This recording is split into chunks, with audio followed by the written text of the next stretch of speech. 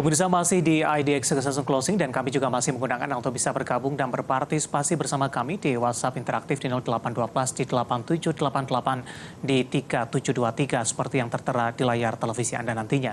Dan untuk mereview bagaimana jalannya perdagangan di sepanjang hari ini, proyeksi untuk pekan depan, jangka menengah dan juga untuk jangka panjang.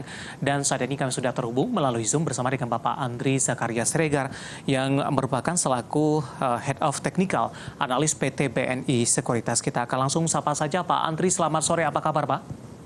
Alhamdulillah baik Mas David. Terima kasih Pak Andri sudah meluangkan waktu di IDX Channel. Langsung saja Pak Andri, kita review bagaimana jalannya perdagangan di sepanjang hari ini, di mana IHSG tadi sempat mengalami tekanan yang cukup dalam, namun di penutupan sesi kedua pelemahan lebih ke arah terbatas ini 6880 kembali diduduki, perbedaan tidak terlalu lebar dengan posisi 6.900-an yang sudah dicapai sebelumnya. Bagaimana analisis Anda pelemahan yang terjadi di sepanjang perdagangan hari ini dan upaya pembalikan arah yang dilakukan oleh IHSG, Pak Andri? Ya Mas David, jadi emang kalau dilihat emang ada beberapa faktor ya. Faktor pertama mungkin dari kondisi juga indeks dia sudah di area overbought. Ya, yang pertama sudah jenuh beli, jadi memang wajar akan ada koreksi karena kemarin indeks kita gagal berapa kali tutup di atas 200 hari moving average di 6968. Itu adalah garis investasi secara technicalnya 6968. Yang pertama, yang kedua juga technical sell off teknologi sell off ya di global juga memberikan juga sentimen juga ke saham teknologi Indonesia juga, karena kita tahu kan bobotnya Goto kan masih terbesar kedua ya setelah BCA. Jadi ini juga memberikan tekanan dan juga valuasinya juga ikut terpengaruh ya, contohnya kayak Astra International tadi sempat juga turun sampai 5.600 meskipun closing naik. Telkom tadi juga sempat ke DMTK, ke Bukalapak dan lain-lain. Jadi efeknya kemarin dominonya ke sana. Dan yang ketiga juga di sini emang sentimennya emang ya setelah the Fed, market mungkin underestimate mengenai hawkishnya the Fed untuk bulan-bulan ke depan ya, karena terlihat inflasi Amerika ke depan mungkin akan naik lagi, dan sekarang Fed rate dot ya, jadi emang indikasinya untuk the Fed juga suku bunganya malah sekarang ke 6% ya, dibandingkan ekspektasi pasar sebelumnya 5%. Jadi ini mendorong strong dollar, jadi ini mendorong juga pelemahan harga komoditas yang ikut juga menekan juga harga-harga saham seperti kayak batu bara, saham minyak, saham CPO dan juga saham-saham di basic metal, terutama saham logam. Itu Mas David. Jadi emang ada 3 atau 4 faktor yang mendorong indeks kita mengalami koreksi yang terbatas ya, karena memang secara keseluruhan memang indeks kita masih konsolidasi ya, karena weekly chartnya juga oversold, tapi week monthly chartnya dead cross. Jadi ini terlihat di atas 6.800 kita beli, di bawah 200 average 6.980 kita jual. Untuk perdagangan di pekan depan, kemana arah pergerakan indeks harga saham gabungan Pak Andri? Ya kalau untuk minggu depan kecenderungan masih turun ya, karena yang pertama juga terlihat juga dari sekarang indeks kita juga masih dolar juga sekarang udah mulai menguat lagi terhadap rupiah. Kita emang rekomendasi untuk long dolar ya, karena memang bottomnya rupiah kemarin sebenarnya sudah tercapai, dolar rupiahnya di 4.600-4.800, dan next target nanti bisa di atas 4.15.800 lagi. Jadi emang ini juga akan menekan inflow ya.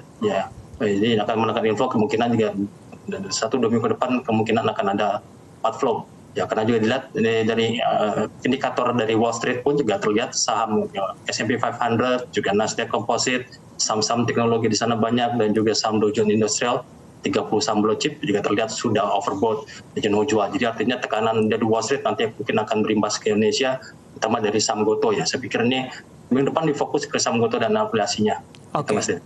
Baik, kita akan coba ulas secara detail, secara teknikal ini Pak Andri, terutama dari teknologi ada Goto yang hari ini melemah di 6,25% dan ditutup di level 105. Untuk perdagangan di pekan depan, kemana arah Goto, Pak Andri? Ya kalau lihat Goto ini kan menjelang laporan keuangan ya, kalau nggak salah tanggal 15 Februari rilis ya. Kemarin juga kan sentimen Goto ini kan yang pertama juga karena saham teknologi global pun juga lagi koreksi ya, dan juga tambah juga kemarin kan laporan 2 pejabat dari Goto pun mundur mendadak, jadi ini yang menjadi reaksinya negatif oleh pelaku pasar. Tapi kalau saya lihat sih kecenderungan sih karena memang sudah overbought ya, karena Goto itu sudah 6 minggu berturut-turut naik ya, jadi wajar setelah bottom di 81 langsung rebound kemarin tertingginya 128 ya, sekarang hari ini closing 105. Jadi seharusnya by technical harusnya Goto minggu depan akan ada lebih rendah lagi ya, karena sudah tembus di bawah supportnya 113 dan 109. kita kembali sell untuk GoTo untuk targetnya 98 sampai dengan 89 untuk jangka pendek ini. Itu Mas David. Baik, selain dari GoTo, Pak Andri, kita akan coba bergeser ke beberapa perbankan digital. Ini tampaknya juga searah dengan pergerakan saham ini. Kondisi ini tidak terjadi sekali ini saja, namun beberapa perdagangan sebelumnya juga mengalami hal yang sama. Analisis Anda untuk beberapa perbankan digital, ada Arto, kemudian juga ada BBDB dan BBHI yang hari ini juga mengalami koreksi yang cukup dalam, Pak Andri. Ya, kalau untuk Arto memang ada elevasinya juga dengan GoTo ya. Beberapa kali gerakannya sama ya. Tapi memang ada perform Arto dibandingkan GoTo. Di Arto kita targetnya kita downgrade lagi, kemarin 3.200 kecapai. Kita downgrade lagi untuk Arto targetnya 2.300 sampai 1.700 ya untuk jangka menengah. Jadi artinya tekanan untuk GoTo pun masih akan berlanjut di jangka menengah. Kita masih rekomend sell untuk GoTo untuk jangka menengah meskipun kemarin masih konsolidasi. Target kita GoTo 123 kecapai. Jadi emang Arto ini sangat terdeteksi, sangat terpengaruh oleh pergerakan saham GoTo. Saham GoTo ya. Jadi kalau GoTo-nya naik kemarin 14 sampai dengan ngisi gap 123 sampai 18, GoTo-nya naik, ya Arto pun kemarin naik sampai dengan 3790. Jadi emang ada terlihat polanya sama ya. Jadi emang kalau sampai minggu depan GoTo masih berlanjut turun terus ya berarti kecenderungan untuk turun Arto-nya bisa menuju ke 2770 sampai dengan 2300 minimal untuk minggu depan. BBB pun sama dan juga terutama bank digital pasti efeknya ke sana ya. Sama seperti kayak GoTo efeknya juga sama ke saham-saham teknologi lainnya. Juga Arto pun juga kalau terjadi sell off ya berarti akan terjadi ke saham-saham seperti BBB, BBHI dan juga bank digital lainnya. Itu Mas David. Rekomendasinya untuk saat ini seperti apa, Pak Andri, untuk saham-saham bank digital?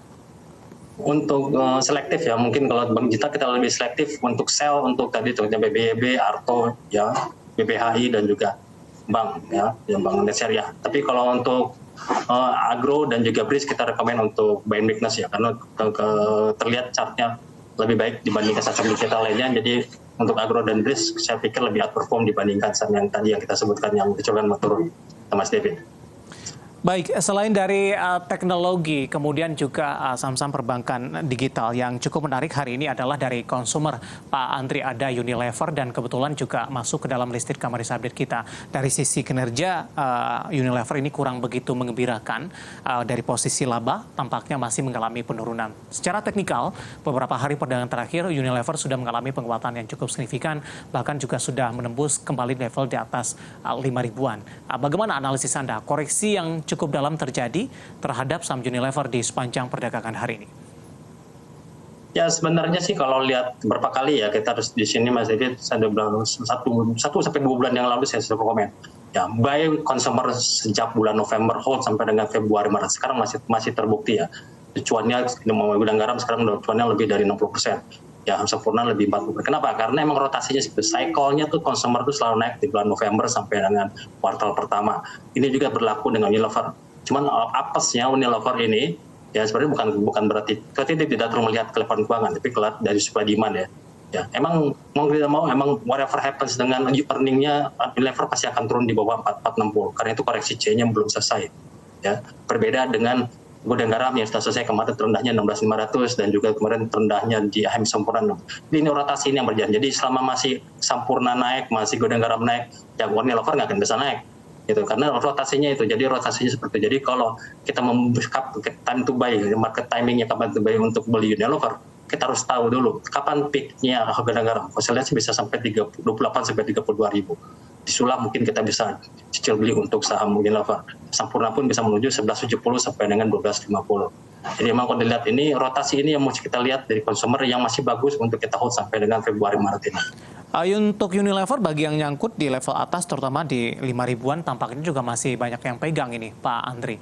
Apa yang harus dilakukan paling tidak untuk minimalkan kerugian yang terjadi sementara potensi tadi Anda katakan sampai ke 3.200-an?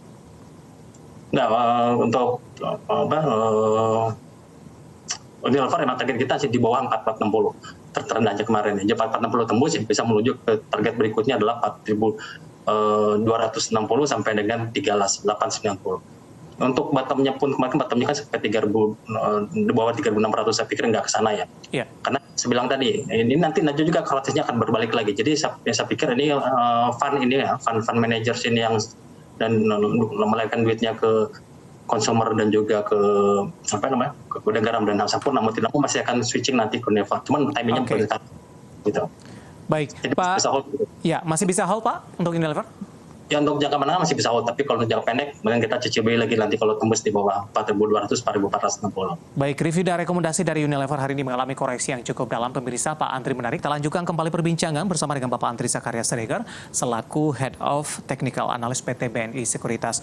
Pak Andri, kita lanjutkan kembali dari energi. Pak Andri, saham-saham pertambangan batubara tampaknya hari ini juga ikut menjadi pemberat dari sisi harga komoditas. Ini sudah mengalami koreksi yang cukup dalam dan sudah berada di bawah level $200 Amerika per ton. Analisis Anda, pelemahan harga komoditas dan dampaknya kepada saham-saham pertambangan batubara.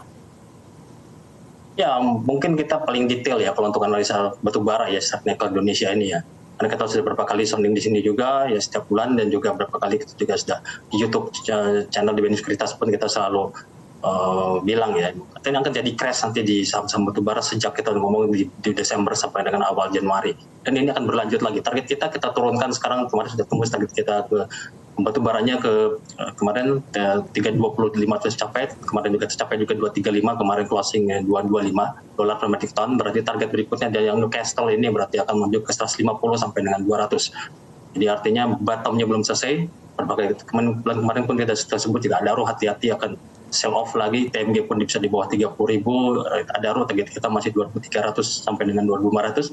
PTBA juga target kita masih di bawah, masih antara kisaran di bawah 3240 sampai dengan 2.890. Indi juga sama, Bumi Resource juga sama, targetnya 123 sampai dengan 127. Tadi kan closingnya Bumi tadi 134. Jadi emang ini cycle-nya emang sebenarnya wajar ya, emang dari kenaikan $80 sampai dengan $400 ya, $440 itu turun sekarang ini wajar. Sebenarnya ini sama polanya mirroring dengan oil.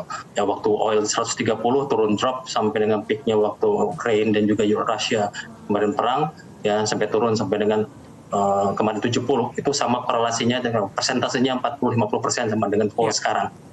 Jadi emang kalau dilihat emang wajar lah mengikuti dari harga coal. Jadi kalau minyaknya nanti naik lagi bisa di atas 83 sampai dengan $100 nanti di tahun ini, jadi kemungkinan juga coal akan baik lagi. Saya bilang kan memang korelasinya kalau coal sama minyak itu kan pasti bisa sampai 1 sampai 2 bulan ya. Lagging ini pergerakannya agak telat ya. Pak Andri, di tengah tekanan harga komoditas dan saham pertambangan batubara, para pelaku pasar masih berharap ini Pak dari rilis kinerja full year 2022 dan rencana pembagian dividen jumbo 2022. Bagaimana Anda melihat peluang dari saham-saham pertambangan batubara terkait dengan sentimen ini ke depannya? Ya biasanya kalau sentimen seperti kayak Maret ya ada dividen ya. Kalau saya bilang tuh, kalau saya lihat sih emang tidak akan sebesar dividen yang sebelumnya. Ya, karena kan harga batubara kan mulai turun. Yang sejak di kuartal ke akhir kuartal 4. Jadi artinya performance-nya atau misalnya spektakulernya dari dividen di tahun 2002 yang kemarin the final year yang mungkin yang sekarang yang terakhir ini tidak akan seperti ini, yang mungkin sudah didiskon oleh pasar, jadi pasar tidak terlalu agresif. Meskipun ada dividen pun paling ada take rebound saja, tapi tetap akan new low lagi. Kenapa? Karena emang mau tidak mau market kan serangan sudah diskon untuk kuartal 1 ini mungkin akan jelek. Iya. Ya mungkin nanti akan rilis kuartalnya sekitar bulan Mei. Ini market sudah mendiskon, jadi kemungkinan kalau lihat dari chartnya sih medium termnya tuh ya belum bottom ya. Jadi emang hati-hati untuk saham-saham di di batubara, mendingan kita koleknya di kuartal 2 ya dibanding kuartal pertama yang kecenderungan masih belum bottoming. Oke, review dan rekomendasi dari beberapa saham di pertambangan batubara dan juga pergerakan sektoral dan juga dari sisi harga komoditasnya pemirsa, dan lagi-lagi keputusan investasi tetap ada di tangan para investor dan trader pasar modal Indonesia.